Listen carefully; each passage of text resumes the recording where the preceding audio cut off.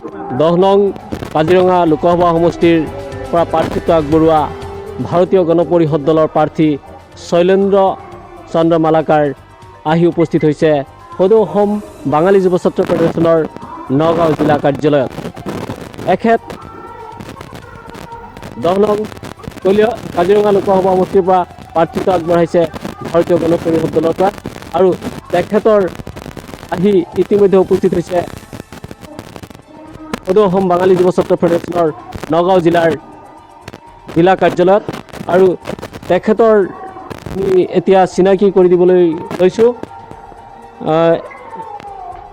এইজনে হৈছে ভাৰতীয় গণ পৰিষদ দলৰ 10 নং লোকসভা সমষ্টিৰ সংসদীয় সমষ্টিৰ প্ৰাৰ্থী শৈলেন্দ্ৰ মালাকাৰ, যি কলহৰ ছবিত ৰাইজক ভোট প্ৰদান কৰিবলৈ তেখেতে 10 নং লোকসভা সমষ্টি কাজিৰঙাৰ পৰা প্ৰাৰ্থিত্ব আগবঢ়াইছে।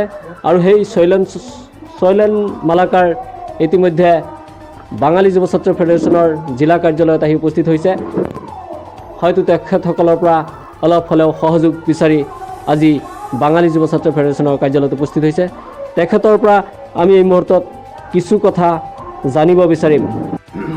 এইজনে হৈছে শৈলেন্দ্ৰ চন্দ্ৰ মালাকাৰ, যি কাজিৰঙা সমষ্টিৰ লোকসভাৰ প্ৰাৰ্থী ভাৰতীয় গণ পৰিষদ দলৰ শৈলেন্দ্ৰ মালাকাৰ। আৰু এই শৈলেন্দ্ৰ মালাকাৰৰ পৰাই আমি কিছু কথা জানিব বিচাৰিম। আপুনি 10 নং কলিয়াবৰ কাজিৰঙা সমষ্টিৰ পৰা প্ৰাৰ্থিত্ব আগবঢ়াইছে। হয়, মই 10 নম্বৰ কাজিৰঙা লোকসভা সমষ্টিৰ পৰা ভাৰতীয় গণ পৰিষদ দলৰ পৰা প্ৰাৰ্থিত্ব লাভ কৰিছোঁ। আৰু এওঁলোকে প্ৰাৰ্থিত্ব দিছে দলে ৰাইজৰ সেৱা আগবঢ়াবলৈ মোক দিয়াৰ কাৰণে মই দলৰ সভাপতি তথা কৰ্মকৰ্তাক মই অশেষ ধন্যবাদ জ্ঞাপন কৰিছোঁ। লগতে আগন্তুক বহাগ বিহু উপলক্ষে আপোনালোকলৈ নিউজ টিভি আইবি ভাৰত আৰু লগতে অসমবাসী ৰাইজলৈ মোৰ অশেষ কৃতজ্ঞতা জ্ঞাপন কৰিছোঁ। গতিকে এই সমস্যা, আমাৰ এইবোৰী সমস্যালৈ আজি আমি অৱতীৰ্ণ হৈছোঁ। আমাৰ সমস্যাৰ কথা নাই, আপোনালোকে বিজেপি চৰকাৰ এখন হিন্দু বঙালীৰ বুলি সততে দম্ভালি মৰা হিমন্ত বিশ্ব শৰ্মাই, যেইখন হিন্দু বঙালীয়ে 90% ভোট বিজেপিক প্ৰদান কৰি থকাৰ পিছতো আপুনি কিহৰ ভিত্তিত ভাৰতীয় গণ পৰিষদ দলত পৰা প্ৰাৰ্থিত্ব আগবঢ়াইছে, সেই বিষয়ে কিছু জানিব বিচাৰিম আপোনাৰ পৰা। শুনক, ধন্যবাদ আপোনাৰ এই প্ৰশ্নত। কথাই আৰু কামে সমান নহয়। কথা কওঁতে বহুত কথা কয়, যে আজি হেমন্ত বিশ্ব শৰ্মাই যিখিনি কথা কৈছে কাৰ্যক্ষেত্ৰত সেইটো ফলৱতী হোৱা নাই। আজি দেখা গ'ল যে বসুন্ধৰা 2ত আমাৰ হিন্দু বঙালীসকলক বা মাইনৰিটি মানুহবিলাকক ভূমি যুগ যুগ ধৰি বসবাস কৰি থকা মানুহখিনিক কোনো মাটিত পাত্তা দিয়া হোৱা নাই।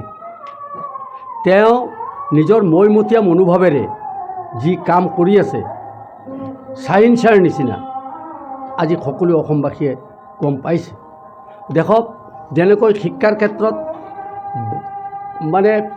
শিক্ষাৰ যিবিলাক গাঁৱলীয়া স্কুল আছে, সেই স্কুলবিলাকত শিক্ষক নিযুক্তি দিছে, কিন্তু দেখা যায় যে এতিয়াও 200 ষ্টুডেণ্ট লৈ এজনী শিক্ষক বা এজন শিক্ষকে শিক্ষকতা কৰি আছে। প্ৰাইভেট বিদ্যালয়বিলাকক আগবঢ়াই নিছে। যিবিলাক প্ৰতিশ্ৰুতি দিয়া হৈছিল, মোৰ বোধেৰে আমাৰ দলে দেখিছে যে এইটো পালন হোৱা নাই আৰু পালন কৰা নাই। আপুনি কিমান সংখ্যক নিশ্চিত দিব পাৰিছে যে কলিয়াবৰ সমষ্টিৰ পৰা আপুনি জয়ী হৈ আহিব পাৰিব বুলি? মোৰ এটা আত্মবিশ্বাস।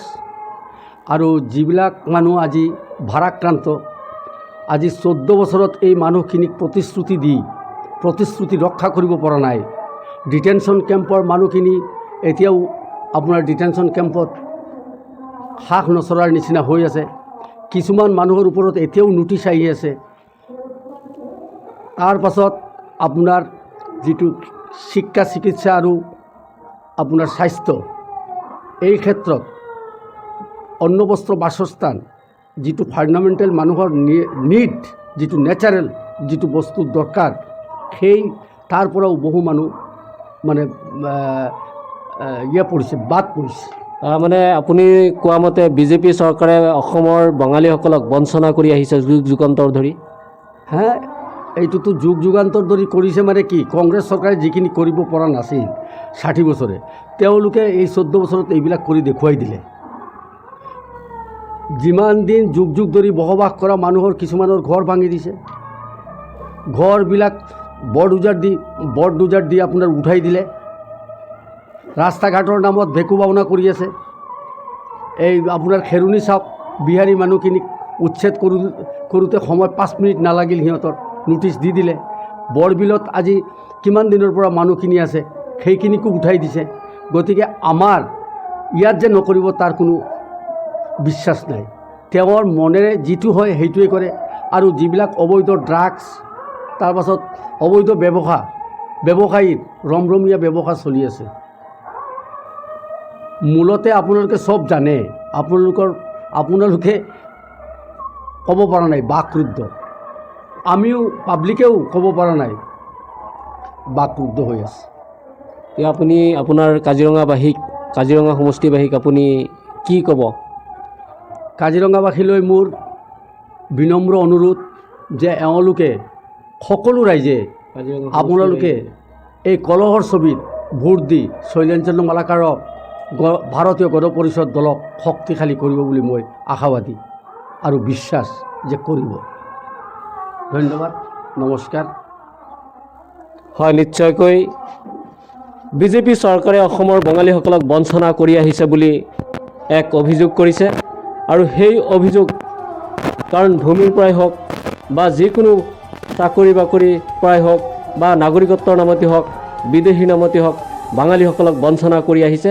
আৰু সেই বঞ্চনাৰ বোজা সহ্য কৰিব নোৱাৰি এটি ভাৰতীয় গণ পৰিষদ দল সৃষ্টি হৈছিল। আৰু সেই ভাৰতীয় গণ পৰিষদ দলে এতিয়া অসমৰ 4টা সমষ্টিৰ পৰা এওঁলোকে প্ৰাৰ্থিত্ব দিছে বুলি আমি জানিব পাৰিছোঁ। আৰু সেই সূত্ৰে 10 নং কাজিৰঙা সমষ্টিৰ পৰাও শৈলেন্দ্ৰ চন্দ্ৰ মালাকাৰে প্ৰাৰ্থিত্ব আগবঢ়াইছে ভাৰতীয় গণ পৰিষদ দলক। আৰু ৰাইজক আহ্বান কৰিছে যে কলহৰ ছবিত ভোট দি এখেতক জয়যুক্ত কৰে যেন।